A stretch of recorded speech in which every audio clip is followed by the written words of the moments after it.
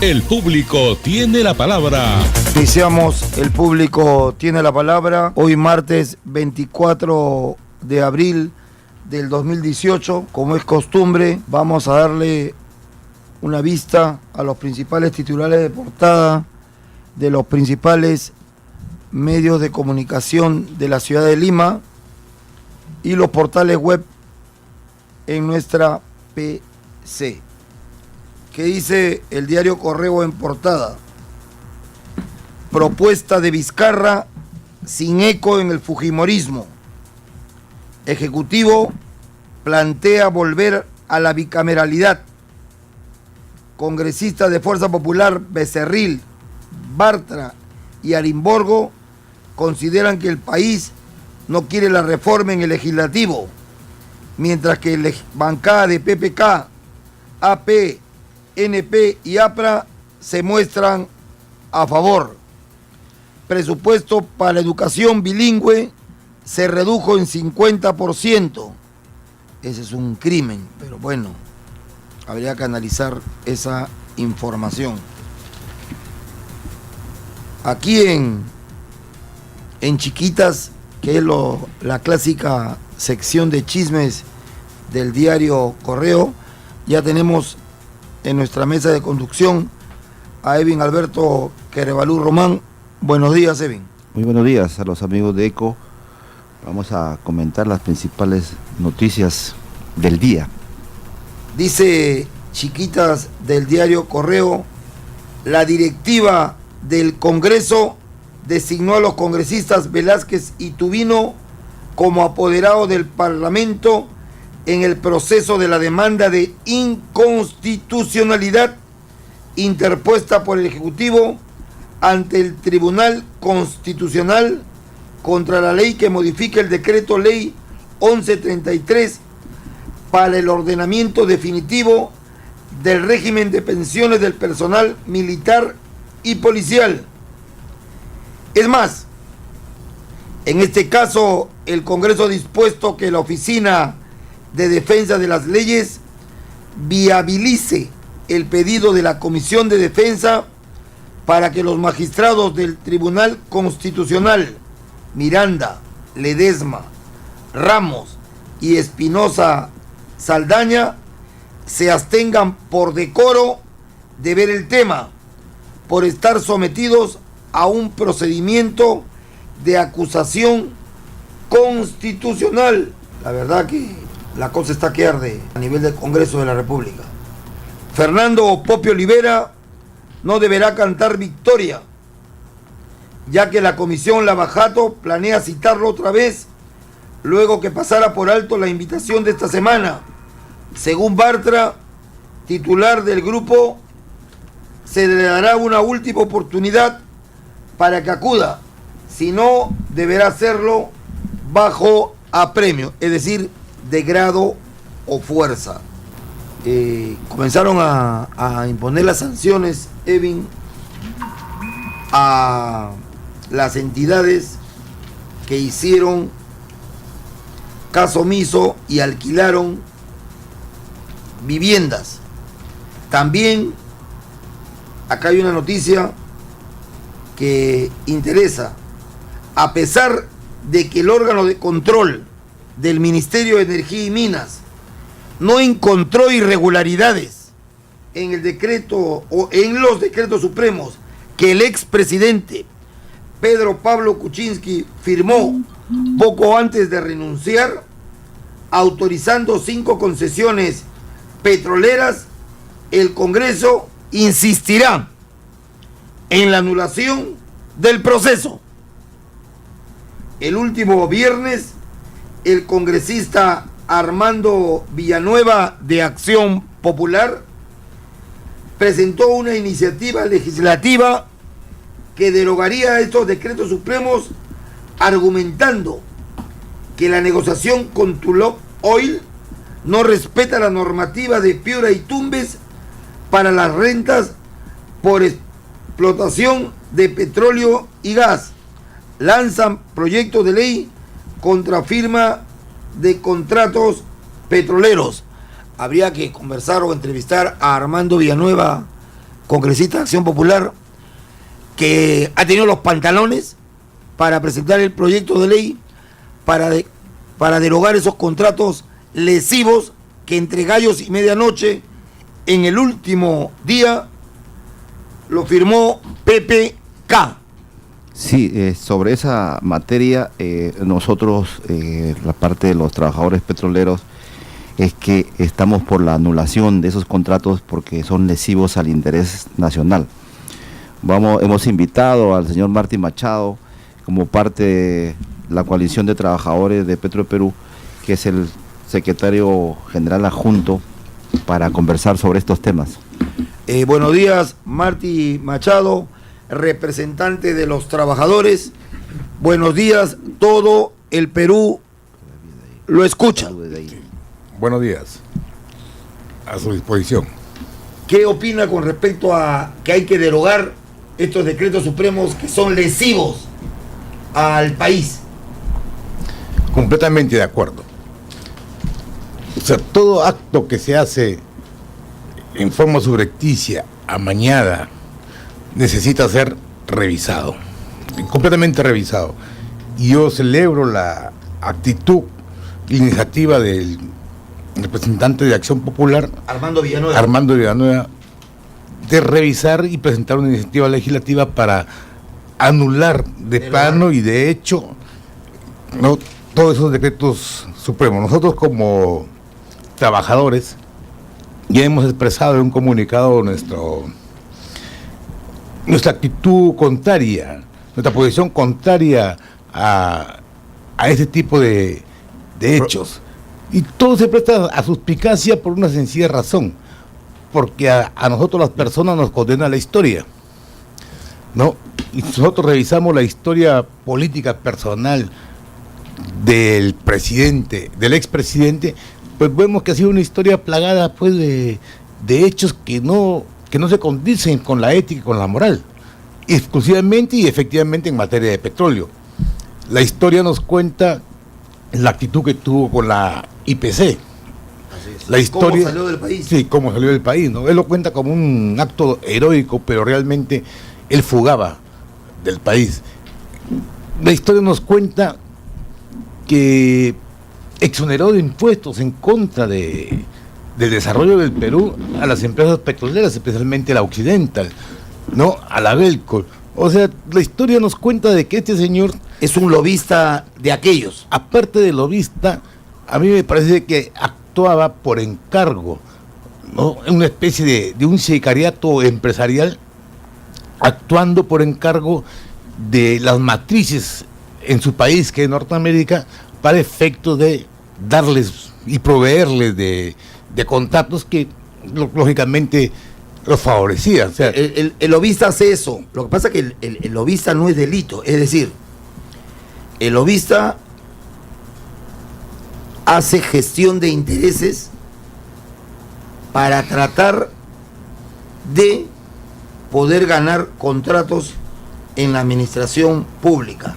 El problema es cuando ya ingresa y cruza la raya del lobismo a convertirse en delito, como lo que pasó con lo que hizo siendo presidente, que él dice que ni cuenta se daba. Eso se llama tráfico de influencias. Exactamente. Pero es cuando pasas del lobismo, ya entras a tráfico de influencia. Incluso hay lobistas, hay un registro en la SUNAR de lobistas, claro, que te acreditas. Tenemos una ley en el Perú de lobismo que es legal, ¿no?, pero acá se traspasa esas vallas y tráfico de influencias. Claro, pero yo realmente de repente soy duro en mi apreciación.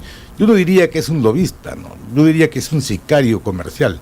O sea, él actúa por un encargo. O sea, el lobismo hay que separarlo. Bueno, si es un lobismo que va a procurar desarrollo y no va a ser un lobismo entreguista, que vaya beneficio al país, que vaya en contra de los intereses del país, correcto. Bueno, bienvenido sea. Claro. Pero si eso lo utilizo para que se engorden los Tulog, los Han Oil, ¿no?, las Chevron, las IPC, Anaderco, ¿no?, fuera del país, entonces ¿qué hago? O sea, ¿qué clase de profesional, porque él se llama profesional de las finanzas, soy? O sea, ese se llama mercenario. Un gabinete de lujo, dijo. No le interesa absolutamente nada, le interesan solamente los asuntos de carácter personal y representar los asuntos y intereses económicos de gente de afuera, ¿no? Gente que siempre ha dominado las economías de Latinoamérica. Señor Machado, la posición de los trabajadores respecto a estos contratos entregados a última hora por PPK, ¿cuál es la posición de los trabajadores de Petroperú al respecto? Nosotros le expresamos en un comunicado público, expresamos una posición contraria y íbamos por la derogatoria de todos estos contratos. La derogatoria de la anulación y la derogatoria de estos decretos que amparan estos contratos. Y en el sentido que los vemos que son lesivos. ¿Por qué?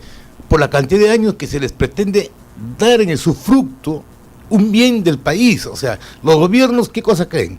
Los gobiernos piensan que los recursos naturales son de los gobiernos. No, los recursos naturales son de los 33 millones de peruanos. Ellos son ave de paso. Sí, ellos no pueden disponer de 33 millones de peruanos e enajenar sus recursos naturales por años, por 60, 70 años, porque le conviene al inversor, entre comillas. Por favor, pues eso no es nacionalismo, eso no es patriotismo, pues ese es entreguismo, pues. Entonces los trabajadores petroleros están de acuerdo con la derogatoria de definitivamente esos decretos supremos que otorgan concesiones por 4 millones de hectáreas en el mar a 2 empresas americanas.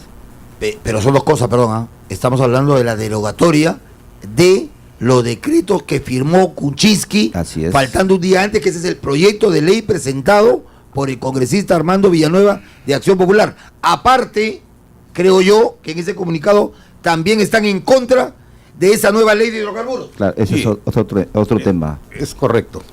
También nosotros cuestionamos la nueva ley de hidrocarburos. ¿Sabes lo que se piensa? Lo que yo creo. Creo que el país tiene una concepción errada. Piensan de que las leyes generan riqueza. O sea, tenemos esa concepción de que yo doy una ley para generar riqueza, para generar desarrollo. O sea, si nos ponemos un poco a analizar, a filosofar sobre el punto mismo de que si la ley genera o no riqueza, yo creo que no. Yo creo que no. Las leyes en el país que se han dado, la misma 26.221, todos han sido, en materia de recursos naturales, son entreguistas, ¿no? Y no han generado la riqueza. O sea, ya tiene la experiencia de 20 y tantos años de una ley que no ha funcionado en el tema de exploración, explotación, producción. No hemos levantado reservas. Entonces, ¿cuál es la tesis? Pero como en ese tiempo solamente tenían 20 años, entonces de repente extendiéndoles a 40 años esta ley, con una prórroga de 20 años más, también estamos hablando de 60 años, quizás los inversores puedan hacer que el país pueda ser un exportador de petróleo. Mentiras, pues. Son especuladores, o sea, son negocios de especulación. Aun cuando el precio del petróleo en forma internacional ha estado alto, no han invertido, solamente se han dedicado a especular. Y ahorita bajan la producción porque el precio está bajo, solamente para mantener el negocio. Entonces, ¿cuándo efectivamente vamos a tener la oportunidad de desarrollar un recurso importante como es los hidrocarburos? ¿Sabe cuándo? Cuando tengamos, primero, una visión patriótica de país, una visión de desarrollo de país. ¿Qué es lo que quiero para mi país? Mientras no tengamos eso, mientras los gobiernos se cambien cada 5 años y respondan cada gobierno a una determinada interés y a una determinada ideología, este país no va a avanzar. Recuerde que tenemos 25 años con una ideología económica neoliberal. Sí. ¿No? Entonces, las leyes que supuestamente van a desarrollar el país van en concordancia con esa ideología neoliberal. De entreguismo. De entreguismo. Entonces, hemos crecido, nos hemos golpeado el pecho, hemos sido líderes en crecimiento en Latinoamérica, pero ¿dónde se ha quedado ese crecimiento? Ese crecimiento bajó hasta el poblador, bajó. No hubo ni goteo, ni chorreo, ni ningún tipo de caída. A los conivos chipivos, bajó a los guampis. No. Vamos a una breve pausa porque la productora me va a matar, señor Martí Machado, y retornamos con el representante de los trabajadores, Martí Machado. Con el público tiene la palabra,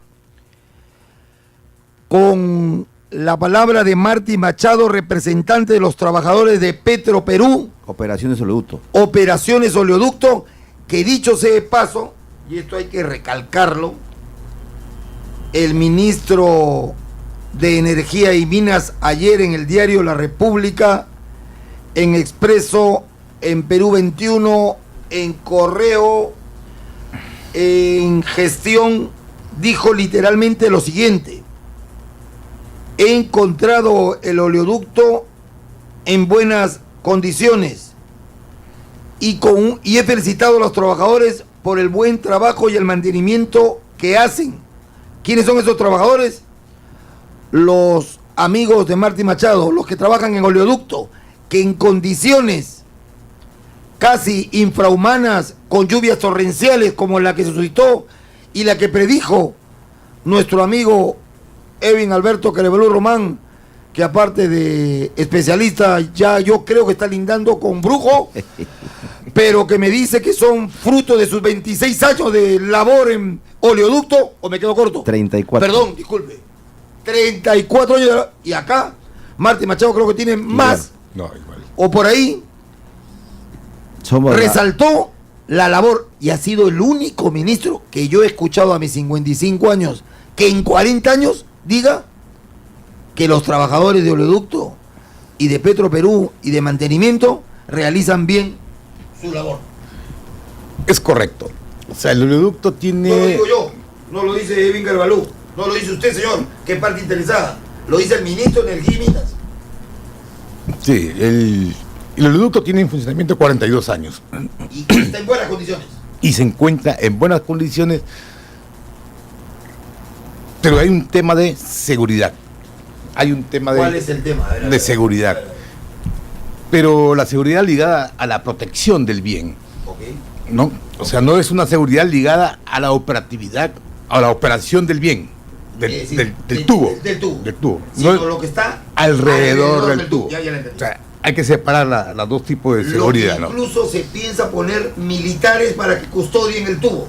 Claro, es correcto. O sea, tenemos de una u otra forma que proteger un bien estratégico del Estado. Es un bien del Estado. Y hay una ley, no recuerdo el número, que obliga a la protección de los bienes estratégicos del Estado. Se llama bienes críticos. Sí, los bienes críticos. Se llama, bueno, para el público se llama bienes críticos. Del Estado.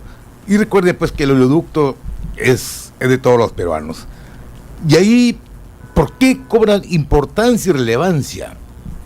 Porque el oleoducto crea una sinergia entre los campos de la selva, el transporte y la nueva refinería, que ya estamos a casi año y medio, 2 años de que entre en funcionamiento. Entonces, el por qué nuestra posición contraria a la nueva ley de hidrocarburos. Porque ya la historia, y estoy hablando de historia, no estoy hablando de hechos inventados. Cuando Petróleo del Perú era una empresa integrada verticalmente, vale decir, se ocupaba de la exploración, producción, explotación, transporte, refinación y comercialización, el Perú era un poco más próspero en materia de hidrocarburos. Señor Martín Machado, usted llegó al punto crucial. ¿Cuánto producía o se producía de barriles de petróleo cuando Petroperú tenía todo en su control? ¿Y cuando la descuartizaron estos criminales del gobierno dictatorial de Fujimori? Mire, Petroperú es privatizada y, como te dice, descuartizada, y le deja al país 120.000 barriles diarios de producción. 120.000 barriles diarios te de quedas producción. corto, Machado. Escucho. 123.000. Perdón. 123, bueno, hay que redondearle Bueno, la hay que cifra. redondear la cifra. 120.000, 123.000 de barriles diarios de petróleo. Escuchen. ¿Y qué pasó después? Cuando la privatizaron, la descuartizaron y comenzó este gobierno de gente que no conocía el manejo del petróleo. Está ahora en 46.000. Hemos perdido casi la tercera parte de producción. Y justamente se da una ley 26.221, dice que para aumentar la producción de petróleo, para todo eso. Se crea esa ley de hidrocarburos justamente para arreglar y solucionar el problema. ¿Y qué pasó de ahí? ¿Lo logró en estos 10, 15, 20 años? ¿Hicieron algo? ¿Mejoraron? Se creó Perú Petro. Negativo. O sea, se crea una agencia que es Perú Petro para que ella administre los contratos. Ella es dueña de los lotes, ¿no? Ella es la dueña de todos los lotes petroleros.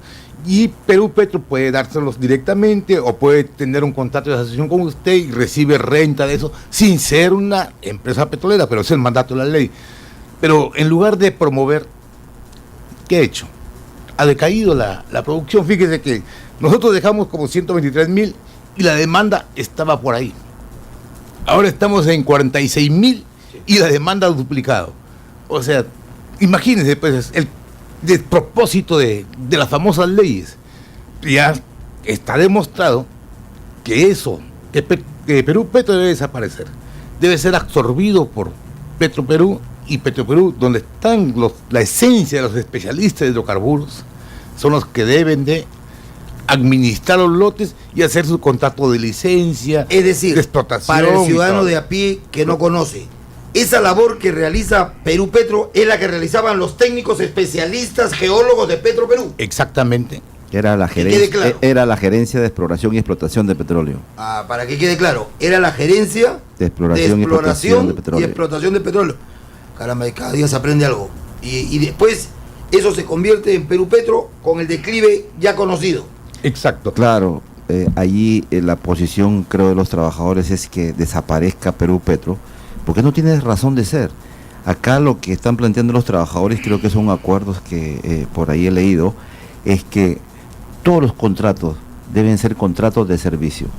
Es decir, no sé si el señor Machado puede escribir que es un contrato de servicio para que Hay que nos explique para que no... Que es lo mejor. O sea, yo soy el dueño del lote Ya, y contrato a su empresa. ya, Usted pone el capital de riesgo para explorar. para explorar, Ya. explotar, y cuando ya tengamos resultados, vamos a elaborar el contrato. Sí, no, en partes, igual, ¿no? mitad, Sí, mitad. puede ser mitad, puede ser 25, 75. Por ejemplo, ahorita es que el lote 64, Petroperú se lo regalaron, Talisman. Petroperú, por mandato de la ley 30-130, no puede hacer inversiones. Caramba. Ya, porque debe ocupar todo su capital a lo que es la refinería Talara. Ya. Entonces, ¿qué? Se asocia con una empresa, Geopar, Sí, he escuchado. ya, y están ahorita en la fase de perforación ya de un pozo confirmatorio. Se supone que va a haber una producción temprana de aquí a 1 año, 2 años, de 7,000 barriles. ¿Y cómo se va a pagar esa inversión? Petroperú es dueño de eso. ¿Cómo le voy a pagar al contratista, al que me está haciendo el servicio? Inicialmente con el 75% de producción y así paulatinamente hasta llegar a un 50 y 50%. ¿Y por qué es necesario e importante que Petroperú sea dueño de los lotes y él sea el que contrate? Usted sabe que en materia de petróleo, de hidrocarburos, se toman marcadores internacionales. El famoso WTI, que es un marcador... Para que nos explique para el pueblo, esos marcadores, ¿qué función tienen? ¿Qué labor realizan? O sea, esos marcadores, el WTI, el crudo Loreto, el crudo Bren, son crudos con determinadas características químicas, ¿no? Y eso le da un valor en el mercado. Si yo compro un petróleo que equivale a las características del WTI, del West Texas, del Western Texas, ese precio es referencial para el petróleo que yo compré. Si yo compro un petróleo que tiene las características químicas del Bren, entonces el marcador de precio va a ser el Bren. Ese determina si es mejor o de inferior calidad. Claro, calidades, y por eso se dan precios, no se pone un marcador, es un precio. Entonces, ¿qué sucede si Petróleo del Perú opera los lotes? Uno, ya no vamos a depender del precio ni WTI ni Bren. Ni nada. No, porque vamos a sacarlo al precio de costo, Ya. a lo que nos cuesta producir un barril. ¿Y a dónde rebota eso? Al de la moto, al taxi, al taxista. al ama de casa, al que consume, al consumidor final. Porque ya no lo estoy sometiendo en un país subdesarrollado a una dictadura de precio internacional, de negocio. Le estoy vendiendo al precio de costo. Entonces, es por eso que se necesita... Es decir, Petroperú, durante todo el tiempo que cumplía toda la función de distribución, producción, favorecía a la clase trabajadora porque podía tener mejor calidad de vida el taxista, el colectivero y toda la gente que tiene que ver con el manejo de combustibles. Definitivamente. ¿Por qué? Porque lo vendía al precio de costo. Y usted recuerda en la época de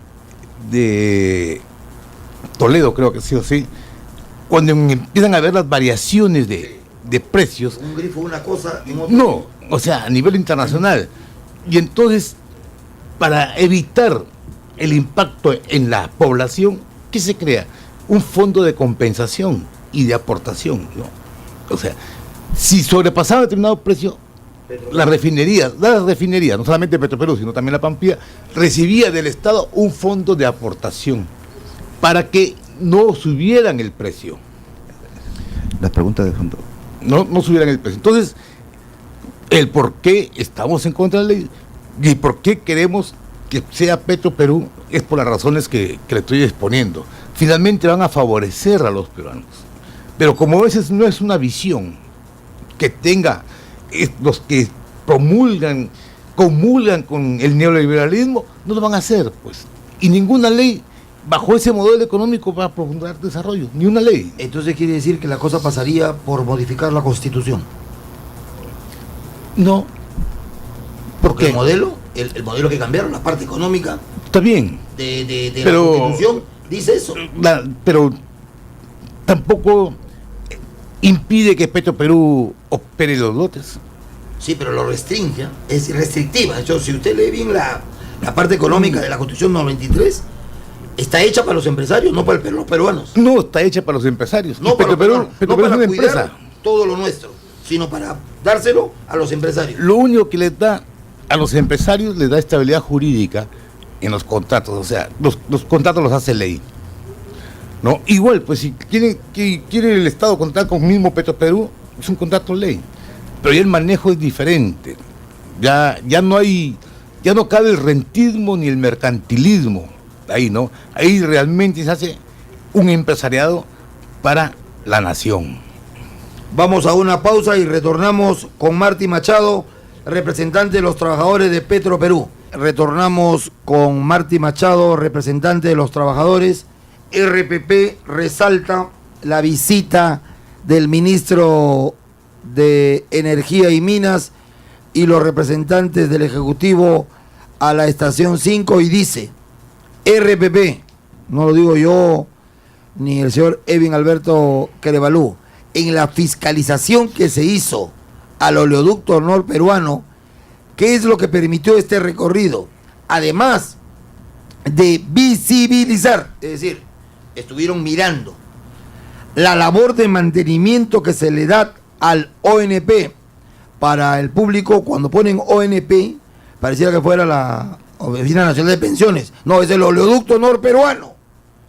Eso, señores de RPP, hay que ver cuando dos abreviaturas de siglas. Exactamente, señor. Ok. Machado, son iguales.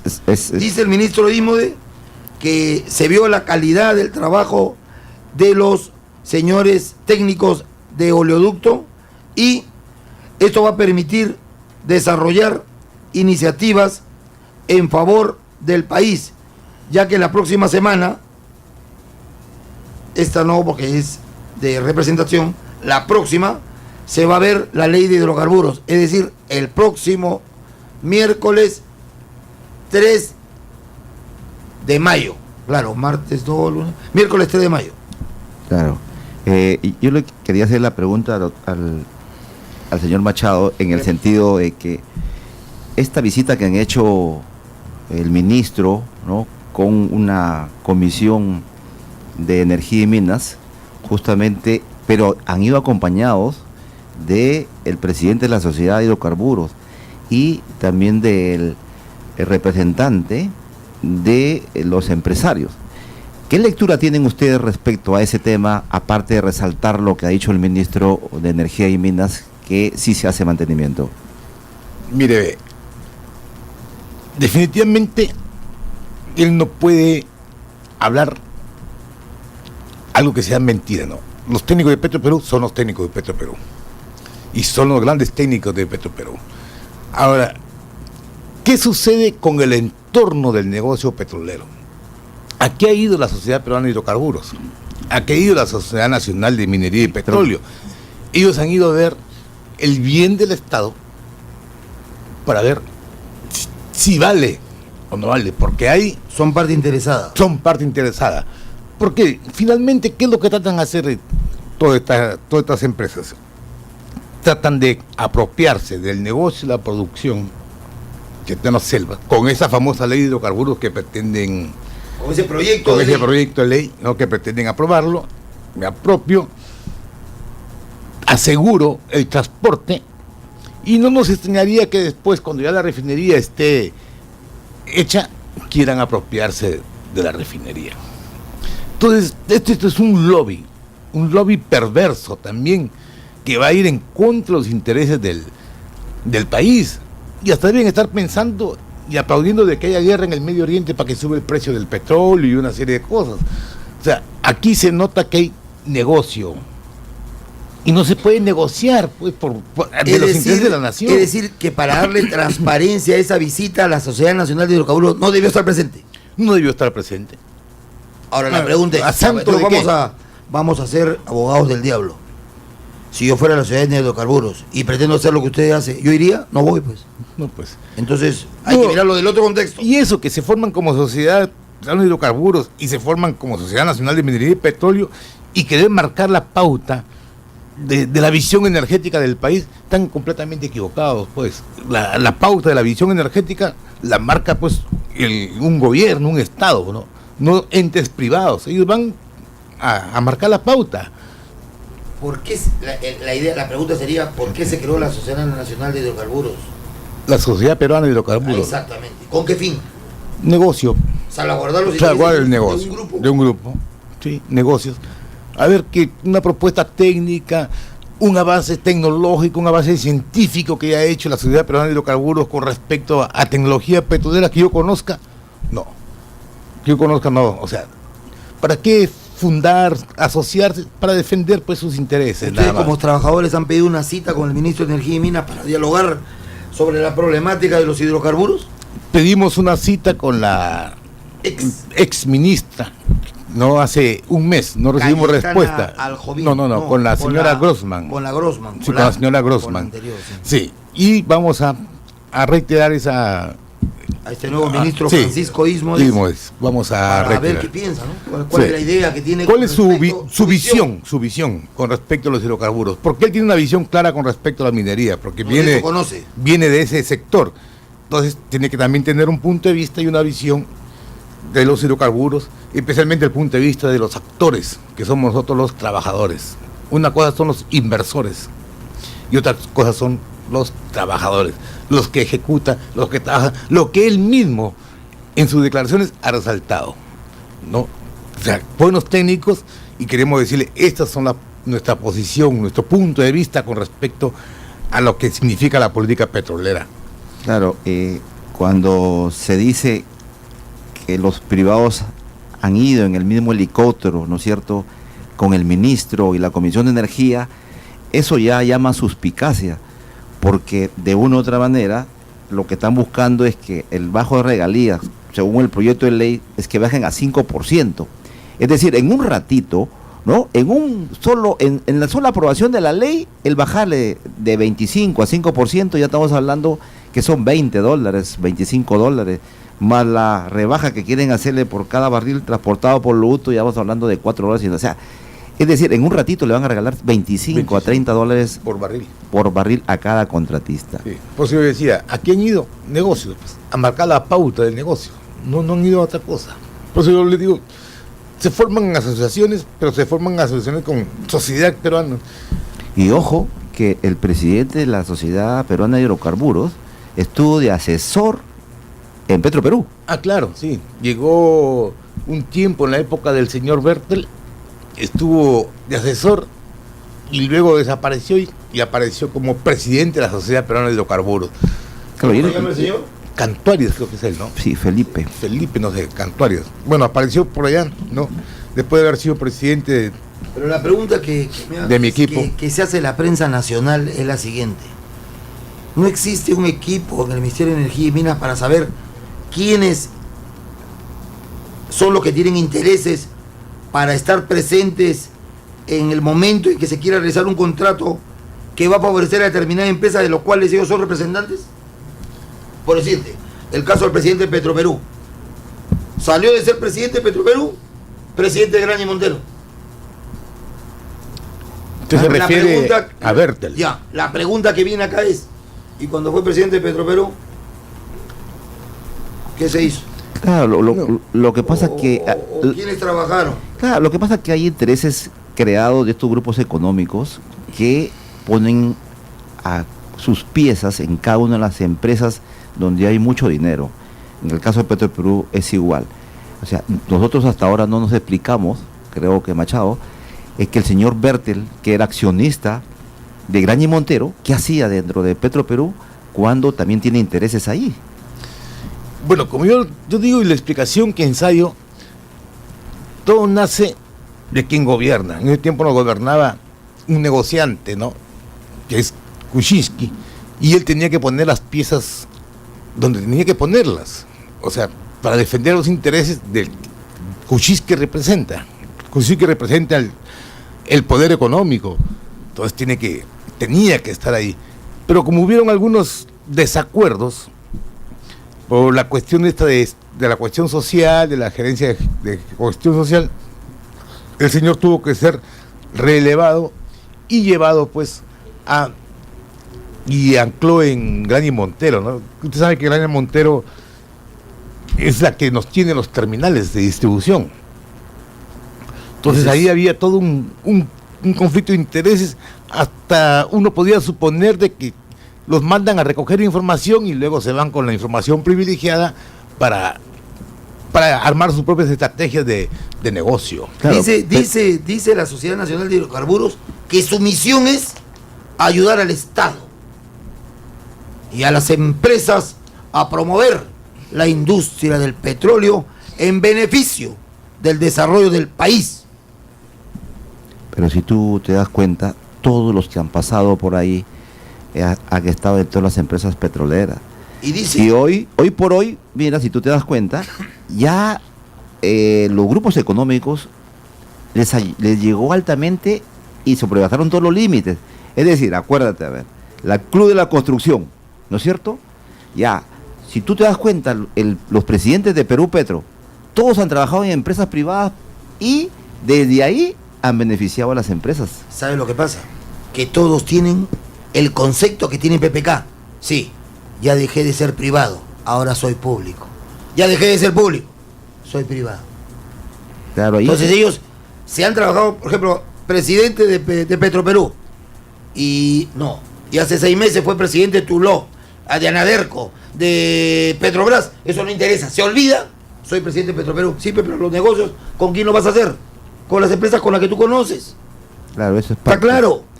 Pero ahí la culpa no la tiene. Ahí la culpa tiene el Ministerio de Energía y Minas. La tienen los congresistas que no fiscalizan. Claro, el problema es que nosotros tenemos una corrupción sistémica. Y eso es bien difícil de erradicar. O sea, estamos comenzando por lo primero, de manera que si esto es un sistema, ya que viene de años, que cada vez se ha ido perfeccionando para robarle al Estado. Y yo le llamo así, asaltar al Estado. O sea, entran para eso. Y eso no beneficia al pueblo en realidad. Entonces, yo quería hacerle la pregunta final al señor Machado. ¿Qué van a hacer los trabajadores respecto a la ley que se quiere promulgar de la nueva ley de hidrocarburos? Que se va a ver. ¿Cuál es la posición clara de los trabajadores? Claro, los trabajadores ya la tenemos clara. Estamos en contra de la ley y estamos haciendo un trabajo alternativo para hacerle llegar a los parlamentarios, a cada uno de ellos a los 130, para que tengan elementos de juicio y puedan discernir con mejor y mayor capacidad la no procedencia de la ley.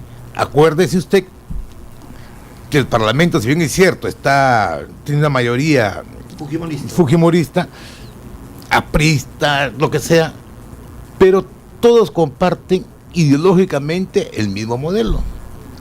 O sea, se podrían pelear por cositas, pero a la hora de de la visión que tienen económica, se van a juntar, pues. Nosotros también tenemos un parlamento que no sintoniza con las reales necesidades del pueblo. No, o sea, todo, y lo ha dicho muy bien, lo ha dicho Evin, todo es sistémico. Entonces, ¿cómo romper? No, estoy de acuerdo con usted, pero bajo esa premisa hay que aprovechar el viento a favor, porque si todo fuera así, no se presentaría un brochure de lo que tienen que hacer a todos los congresistas. Es más bien darle a cada uno de ellos, y ojo, lo de los 5 lotes presentados por Armando Villanueva para derogar ese decreto supremo, eso se va a dar, eso está seguro, el viento está a favor. En los preocupantes en la ley de hidrocarburos, que yo veo que está un 50-50 o 60 a favor de que se derogue esa ley y no pase, y hay un 40 en que sí, con enmiendas. No vaya a ser que en vez de poner de 30 a 70, acuerden que queden 50, son capaces. Claro, usted sabe que ahí te quito una, pero te doy otra, pues.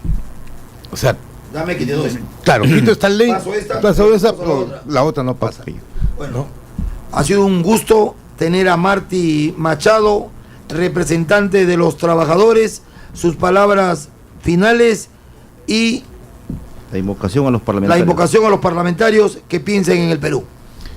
Ya, reitero mi agradecimiento por a quienes legislen, quienes en sus manos tienen el desarrollo del Perú, a que lo hagan como peruanos, como verdaderamente peruanos. Y al pueblo decirle que nos apoye en esta lucha aislada que tenemos de recuperar los campos, todo, petroleros, de que Petroperú coja todo el negocio, porque finalmente Petroperú les va a dar bienestar a ellos, vía los precios de los combustibles. Si tenemos el apoyo de la población y en algún momento el apoyo parlamentario, verán que Petroperú sí va a favorecer realmente la economía del país. Ese es un llamado al amigo taxista, al que conduce, Al microbusero, al microbusero, ¿no?, que apoye al colectivero. la llegada de Petroperú en todo el negocio, porque eso va a favorecernos a todos, a todo el país. Muchas gracias, señor Martín Machado. Hasta una nueva oportunidad. Vamos a una pausa y retornamos en la parte final del Público Tiene la Palabra. El Público Tiene la Palabra, parte final. Nunca hacemos periodismo de periodistas, pero por considerarlo de interés, Aldo Mariátegui opina: mi telenovela turca. Escuche, gremio periodístico, escuche, pueblo peruano. Esta es la novela de Aldo Mariátegui. Escuchen, esta es la realidad laboral que pasa el país. Y cómo criticaba a los trabajadores. Y cómo criticaba a los trabajadores. Bueno, pero así es, la vida da vueltas. Bueno, dice Aldo Mariátegui: sigo con mi telenovela turca particular. Ayer tuve mi audiencia de conciliación laboral. Ya sabe lo que sufren todos los trabajadores del Perú cuando van a una conciliación laboral con el patrón. Ya sabe lo que es llegar, sentarse y el trato. Con Canal 2, bueno, Latina ahora, demanda mía, dice Aldo Mariátegui, iniciada por desconocer el pago de mi contrato, aún vigente, por muchos meses más. Luego me percaté que por el Código Civil, artículo 1768, mi contrato de locación de servicios pasaba a indeterminado tras 6 años. Y yo llevaba 8 años. Así que le va a salir mucho más caro. Si quieren, ellos a su vez me han demandado arbitralmente por unos intimidantes 5 millones. Siempre altaneros se negaron a plantear cualquier arreglo. No seco. Me sorprendió que el propietario Jesús Suso Zamora León y su firma Enfoca Safi hayan enviado al abogado de Latina Canal 2, ese otrora aparente amigo Gustavo Gómez. ¿El código que no es? A ver. Dice Código Civil, artículo 1768. 1668. Así es. Bueno, seguimos. Él pensaba que era su amigo Gustavo Gómez Morante, con 2 letrados más para una simple conciliación. ¿Temerán al precedente? Es decir, a Aldo Mariátegui. Acto donde solo se dice y se propone una transacción amistosa para negociar, o no. Y fue no. Latina Canal 2, muy amistosa, no es con su gente.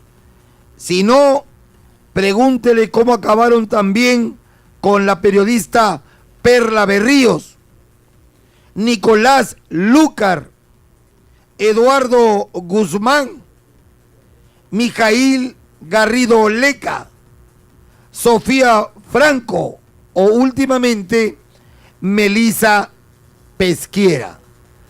Nos hacemos cargo a ver si con el nuevo gerente general Rodrigo Mejía Miranda cambia esa tónica de su antecesor Andrés Badra. Suerte a los periodistas de adentro. Para que el público lea el 1768 del Código Para Civil. conocimiento del público peruano, y ya para finalizar, estando a 2 minutos, que ingrese el programa deportivo más exitoso que ha tenido la radio del Perú, Raúl Maravilla Ayala y Superdeporte. Vamos a leer el artículo 1768 del Código Civil, que dice a la letra: regula plazos máximos de ejecución. El plazo máximo de este contrato es de 6 años, si se trata de servicios profesionales, y de 3 años en el caso de otra clase de servicios.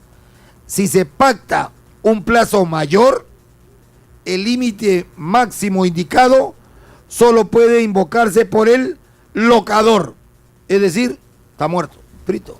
Claro, lo que pasa es que, desconoce lo que es las leyes laborales. No, él es periodista, y el contrato, pero no es abogado. Y un no contrato sabe. civil. Claro. ¿No? Acá en el caso de las leyes laborales se establece que después... No siempre te contratan con recibos honorarios. Claro. Tráeme tu RUC, te dicen. Claro, pero en el caso laboral, después de 4 años que tú estás en un trabajo determinado, y al pasar esos 4 años se llama desnaturalización de contrato de trabajo. Así es. Y en automático tú puedes hacer una demanda para que te pongan en planilla a la empresa.